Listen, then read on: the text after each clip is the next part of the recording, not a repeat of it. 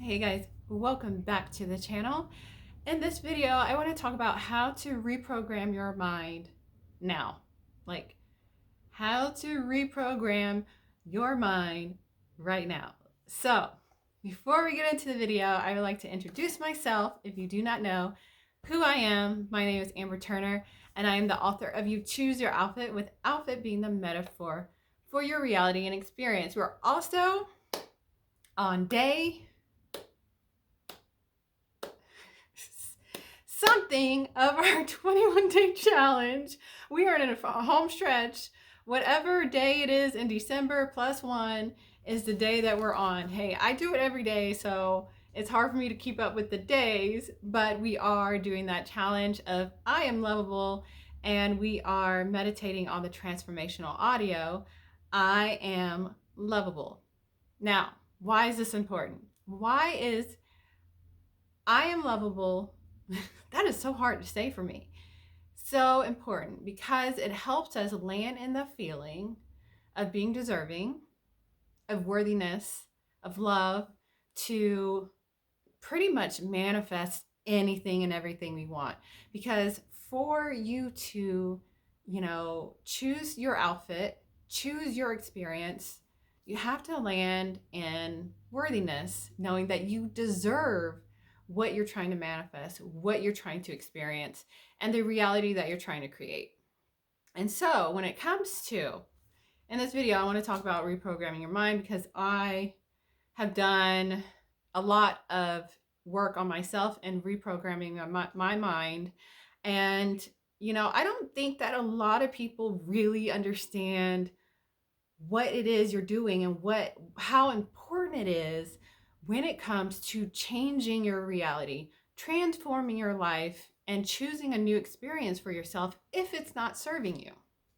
So, if we keep seeing patterns show up in our life, and this is why we want to reprogram our mind, if we keep seeing patterns show up in our life that is of a disservice to us, like the same kind of guy showing up in our life, or the same kind of arguments, or the same kind of whatever it is. I mean, it could be any and everything, really.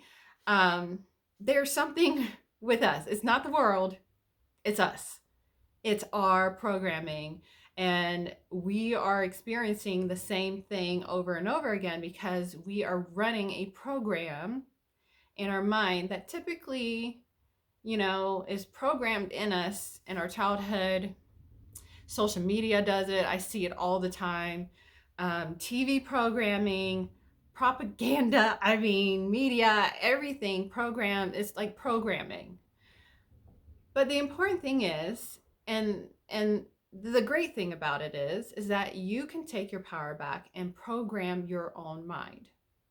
Now, there's different ways that you can program your mind. One of my favorite modalities is subliminals and transformational audios, and that's why we're even doing this challenge and meditating on the transformational audio. I am lovable. I'm a big fan of subliminals. Because it's easy and it works. So subliminals, transformational audios work. Hypnotherapy works. But another thing that you can do on your own that I don't think, and this is very, very powerful, is that you can change your past. And I think that people think, okay, that is not possible. You can't change the past. But here's the thing, and I've made a video on this, and I want to drive this home because this is so important when you truly understand what you're doing. So our programming and what's showing up in our reality are thoughts. Our thoughts create, right? So our past memories do not exist now.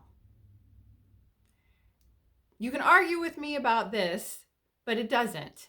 Is it happening in your now? Is it happening in your present, reality right now? No, it's not. It does not exist anymore. The only place that the past exists is in your mind. So all it is, this past that we keep, using as a story and honestly an excuse for the things that the reason why we are the way that we are and why we can't do certain things is a story that we're creating from a thought that only exists in our mind, because the past does not exist now. It doesn't. It's not happening now. It doesn't exist right now. It's not here in the present now, if that makes sense.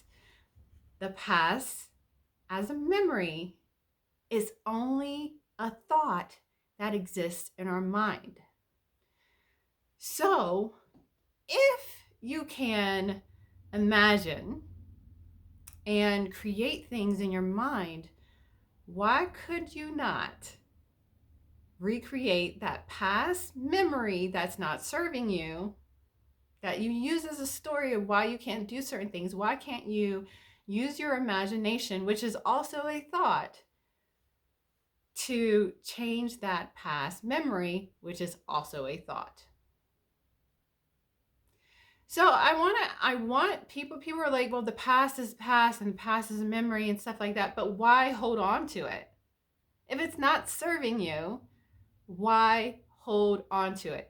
If it's stopping you from living in your purpose, being in your greatness, if it's stopping you from doing the things that you want to do, why hold on to it? Why not revise, which is a Neville Goddard theory or whatever they call it? Why not revise that thought? Because all it is a thought in your mind. And here's the thing, and this is a thing from Dr. Joe Dispenza. Oftentimes our memory of the past is not even the correct thing that happened.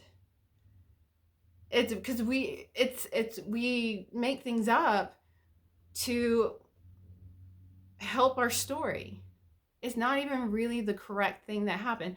Now, even if you think about it this way, so if there is something that happened in the past that doesn't exist, it's all it is a thought. I'm just trying to drive this point home.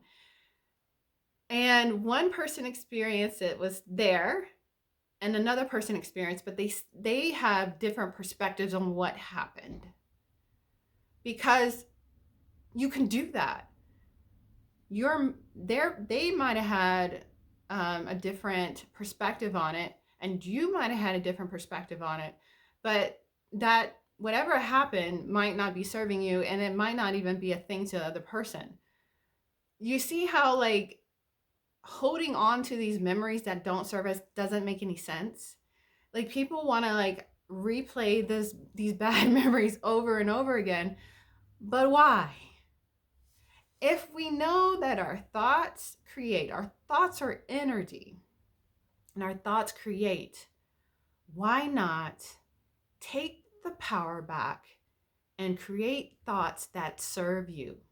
Do not hold on to these past memories that are not serving you, that you keep replaying in your mind. It doesn't make any sense to do that. If you think about it, it doesn't make any sense to do that. People bring up past things to me all the time, which is all it is a thought in their head. And I don't remember it. And guess what? I don't want to remember it. And guess what? I'm not going to remember it. If it's not going to serve me, why? Why? Like, think about this. Why?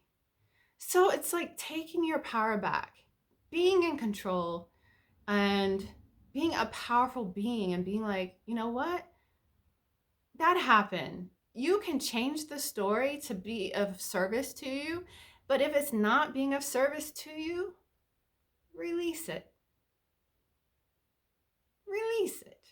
You can change the story, you can revise it, or you can release it. Release it. Because at the end of the day, just like Biggie said, it was all a dream. I think about like the Wizard of Oz and how powerful that story is, and how much of a metaphor of the Wizard of Oz is like the Matrix. People talk about the Matrix being like a documentary and stuff like that is real, and I totally subscribe to that. And movies like, what other movies? Practical Magic is another one. I was just talking about that with my mom. Uh, but The Wizard of Oz to me is very powerful when you really think about what was happening. Because at the end of the movie, it was all a dream. It was all a dream. See, all these movies are telling you something. I'm about to get into conspiracy, but all these movies are telling you something. If you really look at it, it was a dream. But she was looking for the answers. In The Wizard of Oz, she was looking for all the answers in this Oz character. But like the Good Witch said, everything that you needed or something along those lines was inside of you the whole time. Like that's the power that you do have. If you look at that movie and you really take a deep dive into what that was, that whole story was about. She went on this long journey to just realize that everything was inside of her. And so that's why I wanted to share. It's like you have the power to, if you want to say manipulate your thoughts to better serve you, then that's it. Recreate them, revise them, but let go of the past, release things that are not serving you,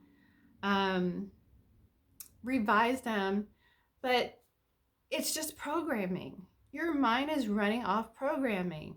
And so whether you're running off in things that like imagination, which is just a thought in your head, to all of these are just thoughts in your head, like imagination on what you wish to experience, or you're living in the past memory, which is just a thought in your head, recreating that in your present now.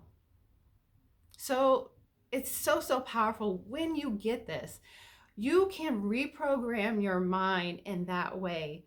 You release, you revise those memories to better serve you, or you create new ones through your imagination. That's how you reprogram your mind to think a certain way, and that's going to show up in your present now, in your reality. Still so powerful when you get that. And it's like it's not the easiest thing, but it does take practice, takes repetition, it takes commitment and dedication, but it's so doable, and it will change your life. It's like releasing shackles, you know? When you release something that was like holding you back and holding you down, it's powerful. Anyways, I was kind of thinking about that in meditation today. I wanted to share. Yeah. So anyways, I hope you guys enjoyed this video. If you did, give it a thumbs up. If you haven't already, I invite you to subscribe to my channel. I do videos on business, life, and everything in between. I like to talk about feminine energy on this channel and why it's so important, why it's powerful, why it's a powerful